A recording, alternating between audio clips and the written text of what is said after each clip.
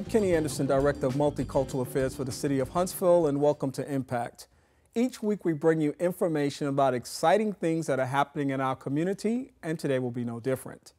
Just a few weeks ago, we actually introduced you to a group of individuals who were getting ready to make a big trip from Huntsville to Hollywood. Well, they made that trip and they're back now, and we're glad this afternoon to welcome back to the Impact broadcast Leon Burnette, who is the co-founder of the Media Arts Institute and also working diligently now with the Media Arts Mentoring Academy. That's correct. That's our signature program. Outstanding, and we want to hear all about that today.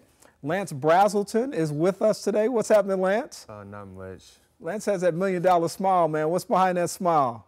A lot of creative ideas. All right. Man, that's a good place to start, man. I love talking to Lance. Yeah, Lance always has the juice, man. He always knows what's going on, and I love that. Yeah. You know, you guys, when you were here the last time, were very excited about this opportunity to go to Hollywood for a very special project, and you, of course, went. You kept us informed here back at home through social media. You've come back now, and you got lots of plans on the table. But before we talk about all those wonderful things, let's establish a context for which we talk about this. Tell us what the Media Arts Institute is, and then talk a little bit about the Academy. And then we'll talk about what you've done with Huntsville to Hollywood, because I'm sure that will come up in what you share. The Media Arts Institute is a place where young people can come and find hope. And what I mean by hope, I mean they have the opportunity to travel and be able to have a place where they can come and pursue their dreams, their creative dreams. A lot of places don't have programs where you can come pursue your creative dream, and that's what we really are trying to do. Yeah, and I love the idea that it's youth-centered. Yes. And it's youth-driven. Yes. In so many ways, because the youth are held accountable for saying, I have a dream, and this is what I want to do, but they also have to put that sweat equity in. They can't sit on sidelines, they have to get in the game, but that's done with a process of guidance, mentoring and direction that is obviously very strong, and that's, I think, one of the strong selling points of this, Lance. You've been a direct beneficiary of this process. So you have benefited from it, and I love first-person testimony, so tell us what this experience has been like for you just in the last, say, 3 to 4 months. The last 3 to 4 months, this experience for me, it opened up my eyes, showed me what the world really was. Because, you know, growing up in Alabama and wanting to be in entertainment, you can only imagine of what it's like. But once you actually go there and actually see when I actually saw what he was talking about, I could understand more of everything. What it took to get to that point. Yeah. Lance, you know, wanted to be a rapper. And I try to help young people really find their real purpose, their core talent. And we really realized that he was a writer at heart. He could rap, he could write raps, but he could also write poems and books and stories. And he's a storyteller. And that's what we've really been working with him on. And so he's been working diligently. Lance actually came back from the trip, and within 7 days, he said, B, go to your email. I got a 60-page book that I wrote. Wow. The name of the book? It's called Hollywood Dreams, and the subtitle is Secrets Behind the Scenes. And what's the essence of the book? Basically, my testimony of the journey, how media arts has changed my life, and how mentoring has changed my life as well. Experience through travel, exposure, the benefits of traveling, and basically everything I learned and how I philosophize it from my own perspective.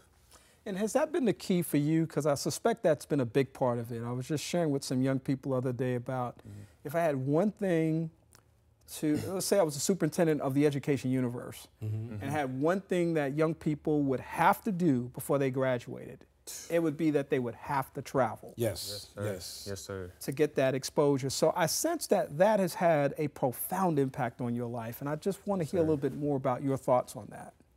Exposure has changed my life tremendously because people always told me I was a talented kid growing up and stuff like that. But, you know, I don't really know where I stand as far as being in the world, but after being exposed to stuff, I realized I'm really further down the road than I thought I was. And that's the main reason of how exposure has opened my eyes and changed my life. I think he realized what Steve Jobs said. And Steve Jobs said, hey, there are other people who are doing great things, they got great passion, but they're no smarter than you.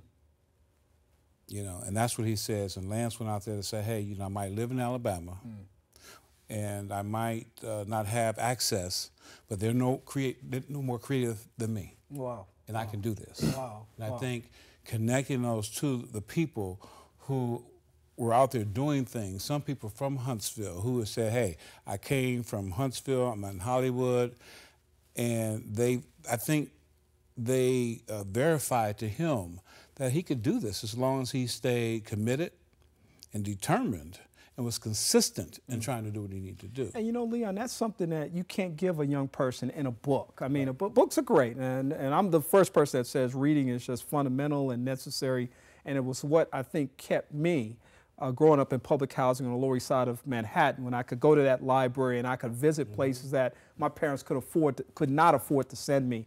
And so books are definitely valuable, but when you have someone like yourself and the team that works with you that gets behind the young people and say, we're going to give them this exposure, we're going to connect them to something outside of their normal experience and help them see the world for what it really is. You really can't get that in a textbook. Right, right. They also learned that they needed to work as a team while they were out there in order to be successful in what they were doing, because they had major opportunities to meet with people who won Grammys, who won Emmy Awards. We met with the staff of ESPN who was doing the Rose Bowl game, and they got a chance to really see that it took a team to make those productions happen. So they even started gelling better as a team when they left, you know, while they were there. When they came back, those were some of the experiences. They realized, okay, you know, Lance was over audio, and he was over audio, and he got a chance to hear everything that was going on. And he made sure that we were able to capture all the footage. We got thousands of feet of footage, man. We had maybe 7 cameras rolling. Wow. And that's what we were doing now, was breaking that stuff down, coming up with a special Rose Parade presentation that would be aired the evening before the next Rose Parade, our own film that they're doing, the testimonies. But they realized that without each other working as a team, that they wouldn't have been able to accomplish what they needed to accomplish, you know. And we had some students that even realized that they had other talents and things that they didn't know they had, because they had to like step up. You know, we had one girl who said, I'm a writer, but when I got down to Hollywood Boulevard, I said, okay, you're on, here's the microphone, you got to go out and ask questions. So we did man on the street interviews on Hollywood Boulevard. And that's all part of learning. Yeah. Learning how to think on your feet, learning how to perfect your craft, how to write the story. And it was a really good experience, Kid. Yeah, boy, it just sounds like an amazing journey to be able to do something like this. It was such an expansive goal. Yeah. You were able to achieve it, and it's done now. And as you said, you're putting this film together that's going to happen with a premiere right here in Huntsville. Yes. And I know there's going to be a lot of excitement about that, and we're definitely looking forward to see that happen. I just wonder, because this project, this Huntsville to Hollywood project, with a group of students from Huntsville going all the way out to California to cover the Rose Bowl parade and everything else that was going on, is really groundbreaking. Yeah, it's never been done before. It's never been done before. Now you got bands that go out there and they work for 2 years and they go out and they march in the parade and everything. But what we found out, the Tournament of Roses committee, they didn't even chronicle everything that was going on. And so we've been invited to come back out there and do it again. So they got a chance to meet the CFO, the CEO, the head of Honda, you know, all the corporate sponsors, the people who were running the band fest, the equestrian fest, the people, you know, you see the parade and you see the horses and you see the participants. Well, they got a chance to talk to the participants. They got a chance to see the Clydesdales up close and see how they were put through their paces.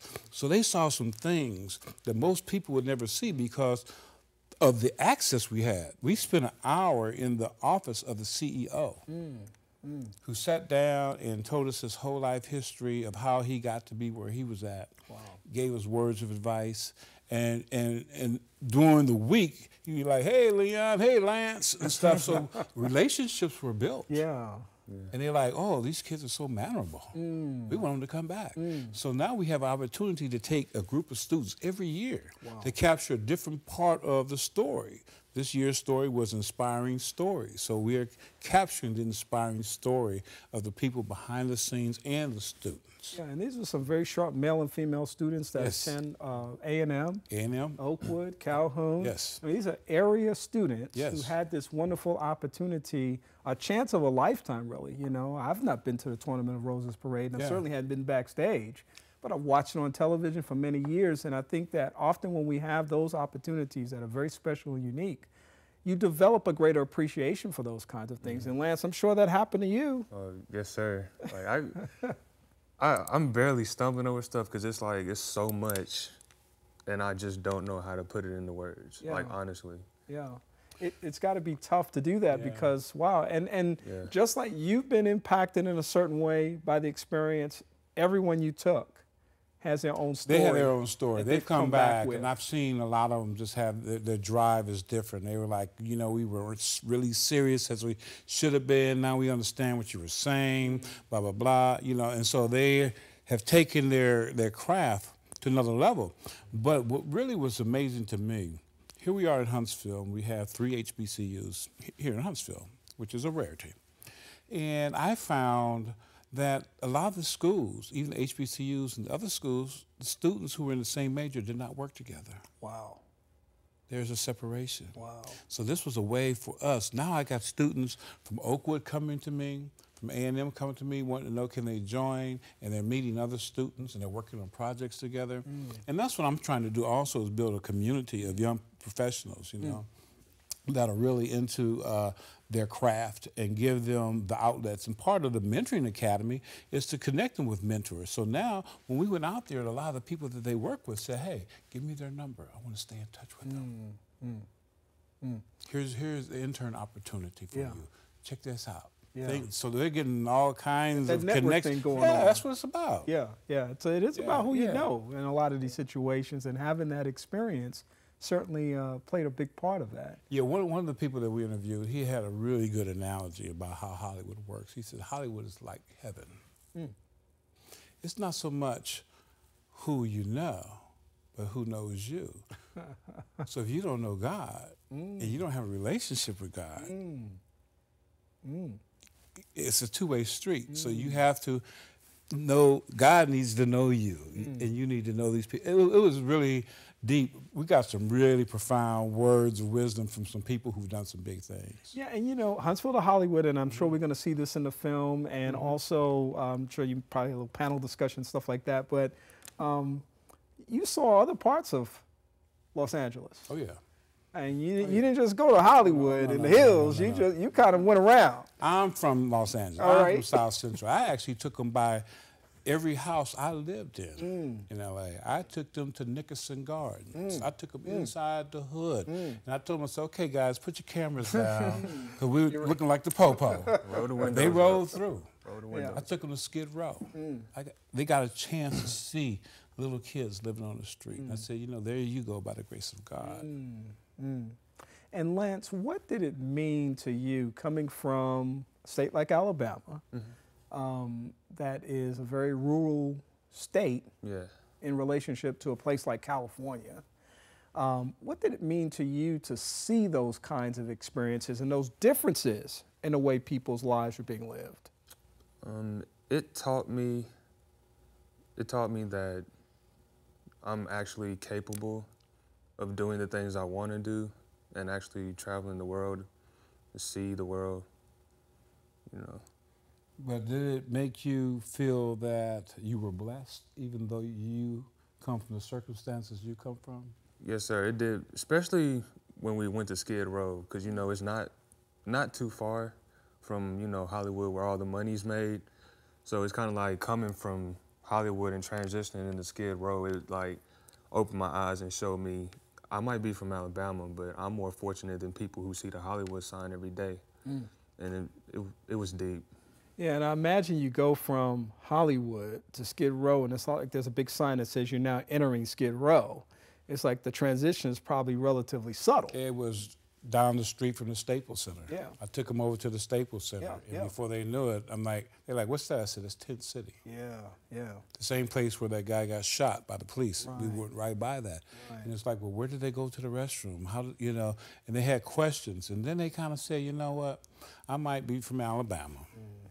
I might be from Mississippi, but I'm blessed. And so I wanted to give them a well-rounded, and also let them know that Hollywood is a place to some people, but it's also a state of mind. You know what I'm saying? So when we talk about from Huntsville to Hollywood, it's like a journey into where you're at and where you could go creatively.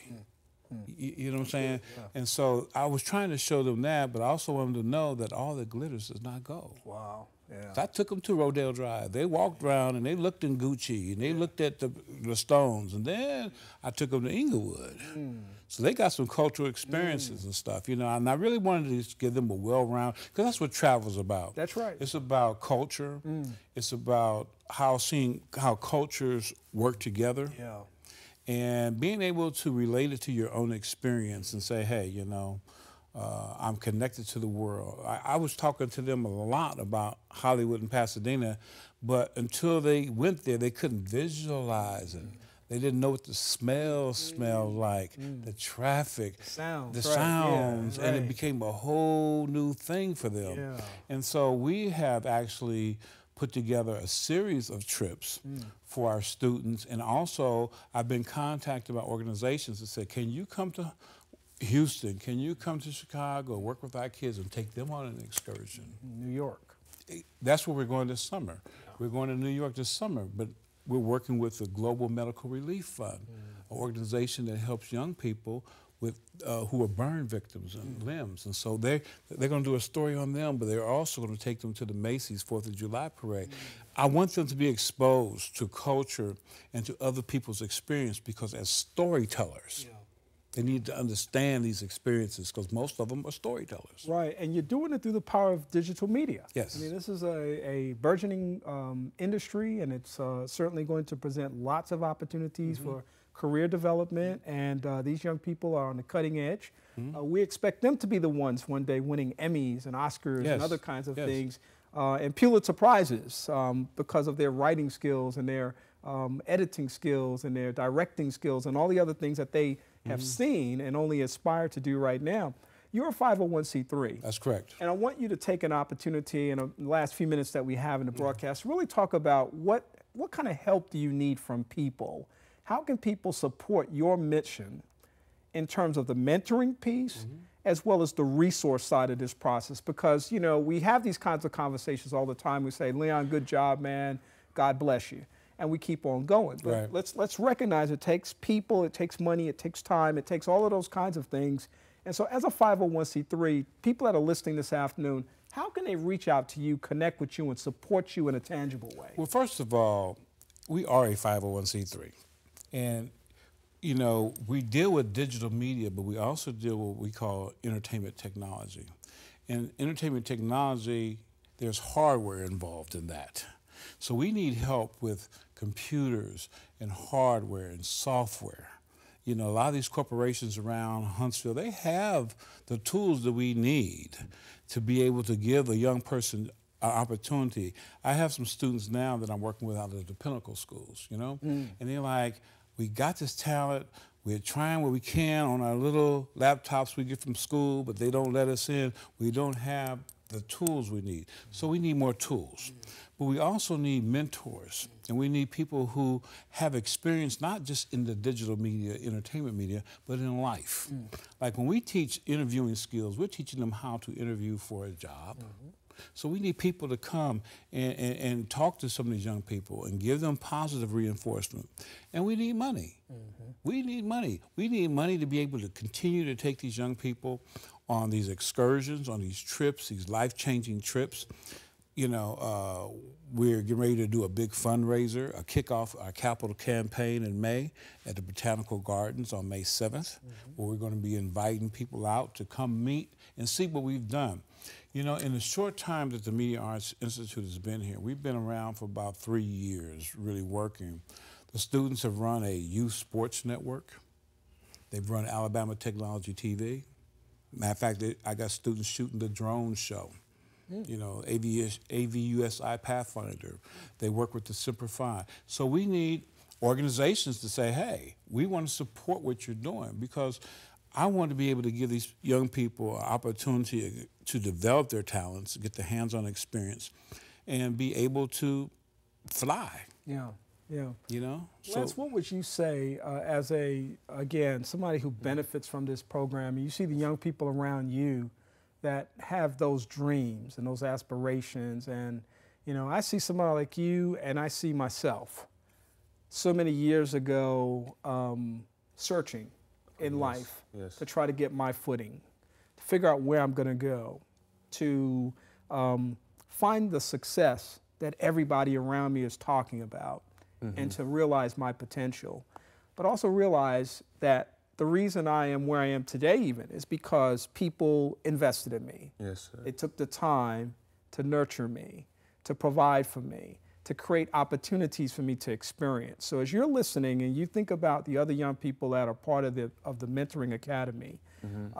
what would you say to somebody listening today that is just thinking about this and saying, you know, that sounds interesting, and I want to give them a call and ask them what I can do? What would you say to them?